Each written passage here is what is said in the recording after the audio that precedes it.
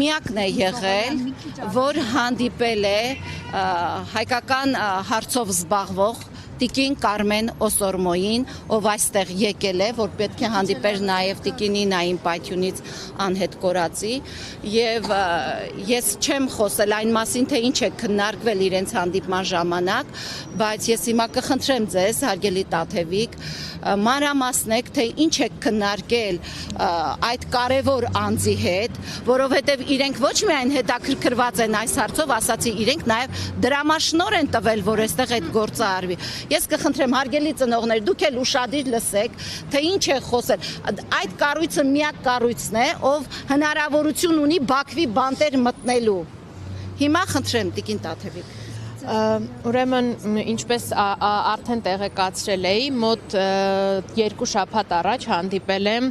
անհետ կորածների միջազգային կազմակերպության ներկայացուցիչների հետ, որոնք որ ստացել էին, այսինքն դեռևս 2022 թվականին Նիդերլանդների թագավորությունից դրամաշնոր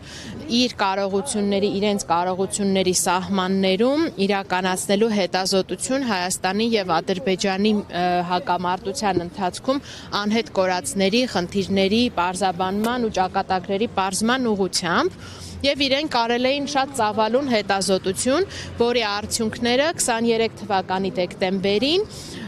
հենց ընկերության տնօրենը, այսինքն նախագահը եկավ Հայաստան եւ ներկայացրեց անգլերեն զեկույց։ Հետագայում այդ զեկույցը հրապարակվեց իրենց պաշտոնական կայքում եւ այդ զեկույցի ուսումնասիրությունից ինձ համար գոնե պարզ եղավ, որ Հայաստանը Հայաստանի կառավարությունը մի շարք դրույթներով, այսպես ասած, խաբել է միջազգային գործընկերներին, թե ինչեր են արել։ Մասնավորապես օրինակ նշել էր, որ իրենք այստեղ ամեն ինչ անում են, ընտանիքներին աջակցում են, նույնիսկ հոգեբաններ են ներկայացրել, որպեսզի այդ լուրը օրինակ, որ անհետ կորածը զոհվել է, հոգեբանի ներկայությամբ լինի, ինչը բնականաբար այդպես չի եղել։ Եվ չգիտեմ, գուցե այս էր միակ պատճառը, թե ուրիշ այլ պատճառներ էլ կային ստելու հանգամանքների հետ կապված, բայց իմ տեղեկություններով Հայաստանի իշխանությունների խնդրանքով այդ զեկույցը, որը ներկայացնում էր եւ ICMP առաջարկությունները խնդրի լուծման ուղղությամբ,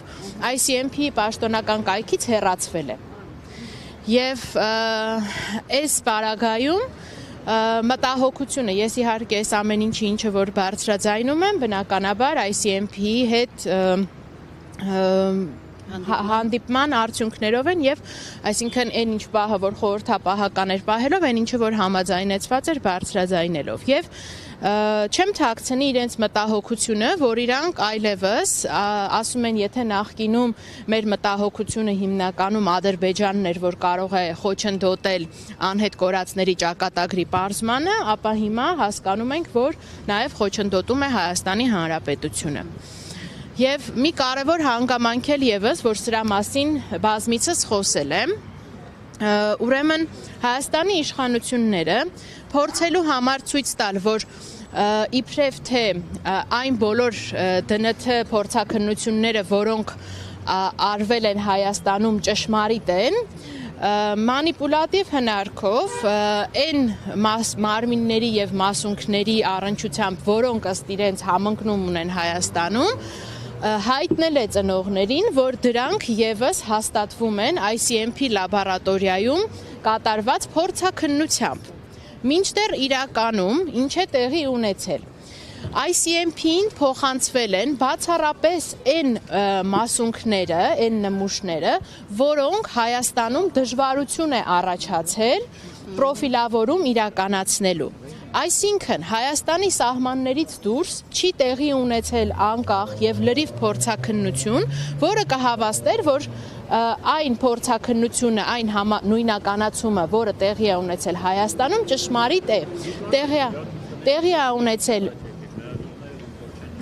Տեղի է ունեցել միայն մասնակի պրոֆիլավորում, որի արդյունքները չեն կարող հավաստել նույնականացման իսկությունը։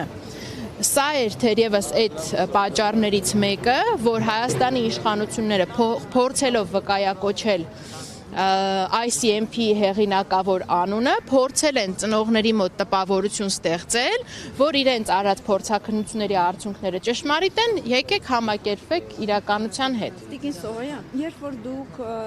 ներկայացրեցիք ամբողջ իրականությունը, հա, իրենք որևէ բան ասացին իրենց հետագա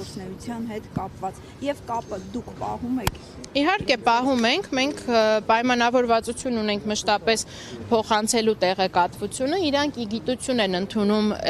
այն բոլոր մտահոգությունները, որոնք ես հայտնում եմ, եւ նաեւ իրադարձությունների զարգացման ընթացքը, ասում են եւ այդպես ասում են կփորձենք հետագայում նաեւ խորհրդակցել գնալ Ադրբեջան հասկանալ այնտեղ ինչ իրավիճակ է, բայց այստեղ ասում եմ հստակ քայլերը առանձնացված կային, թե ինչ եղանակով պետք է այս հարցը լուծվեր, մասնավորապես տեղեկատվական բազա ստեղծվեր, ի վերջո հասկանային, թե ովքեր են այդ անհետ կորածները, ինչ պրոֆիլներ ունեն, որտեղ կարող են, որտեղ պետք է իրենց փնտրեն, եթե օրինակ առհասարակ չկա մարմին եւ մասում, եւ շատ այլ քայլեր, որոնք այդ հետազոտության արդյունքում պարզ ա եղել ու իրենք իրապես պատկերացրեք 3 տարի այդ կազմակերպության աշխատողները աշխատում են, որ ինչ որ մի արդյունքի հասնեն, իրանց թվում է թե երկու պետություններն էլ կամ առնվազն դրանցից մեկը շահագրգռված է իր քաղաքացիների ճակատագիրը պարզելու ու մեկ էլ